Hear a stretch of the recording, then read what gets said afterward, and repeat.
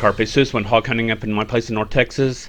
Started off the hunt with an idea of mind of addressing an issue brought up by a viewer named Mark who wanted to know about running the picture-in-picture mode for targeting along with the laser rangefinder and scan mode simultaneously. And so here we've got a raccoon. I've got my targeting dot on the raccoon, and the laser rangefinder reticle is just slightly offset from that, but we've got a distance of about 101 yards, which would be appropriate. Now if I moved the targeting reticle just slightly on the raccoon, I get a completely different distance, as the laser rangefinding reticle is in a different place, measuring the ground in front of the raccoon. And so the important lesson here is to not use the targeting reticle for your laser rangefinding unless the two overlap very well. In my case, they only overlap slightly. A little while later, I spied this hog coming in with my IR patrol. Now I've got a lot of corn on the ground underneath the feeder. And this hog as it's coming, it's seen this deer, and so it's been a little bit skittish. And so with Mark's experiment in mind, I'm getting everything set up. Got the picture-in-picture turned on. And there's the ranging reticle. And so, as it turns out, the hog is large enough that I can put both reticles on the hog and get an accurate assessment of the distance. That's not always going to be the case, as was seen with the raccoon. So if you're shooting subsonic ammo or you're shooting at long distances, you want to be very mindful of using the correct reticle for getting your ranging. So I'm just waiting on the hog now. Optics provided by Third Coast Thermal. I figure at any point it's going to come underneath the feeder where I can shoot it. Right now it's staying behind the feeder and I don't want to take this shot. He crosses back by again. And I think he's going to make another turn, head to the feeder. And he wanders completely out of view. And he does not come back. So 3 hours and 40 minutes later, same scenario, spotted this hog with my R patrol. It comes in. The deer that was under the feeder wanders off.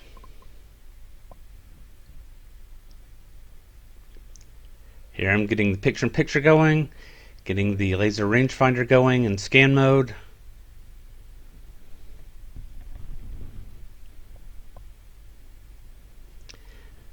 And since the hog is behind the feeder, I don't want to shoot it at this point.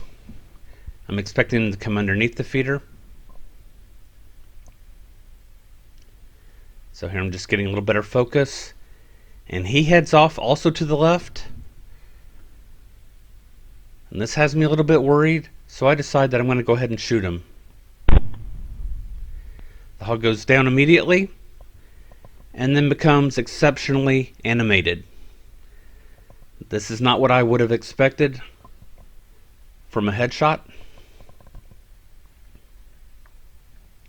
Some animation is normal, but this is too much, and so I shoot him again. He goes skittering off to the side.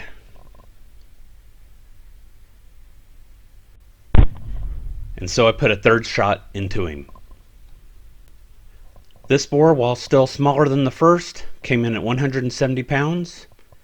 Here's the last frame as the shot broke. As you can see, I'm aiming, looks like at the top of his head, and the bullet actually impacted just slightly above that, missing the head completely, entering in the top of the back and traveling down along the spine. You can see the wound corridor there, causing the animal to be crippled, but not causing a quick death, and so the subsequent shots were fired.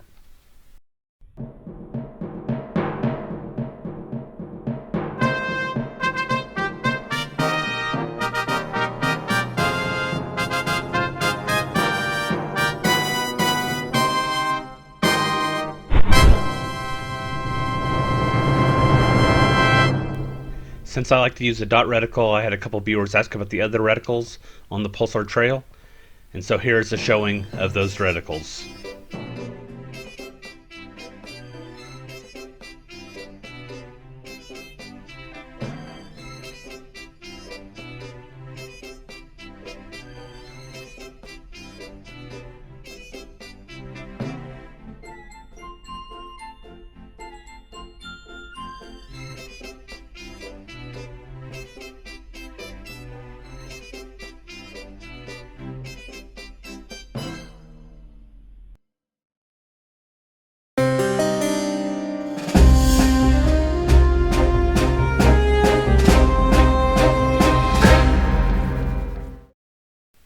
Carpe sus, my friends.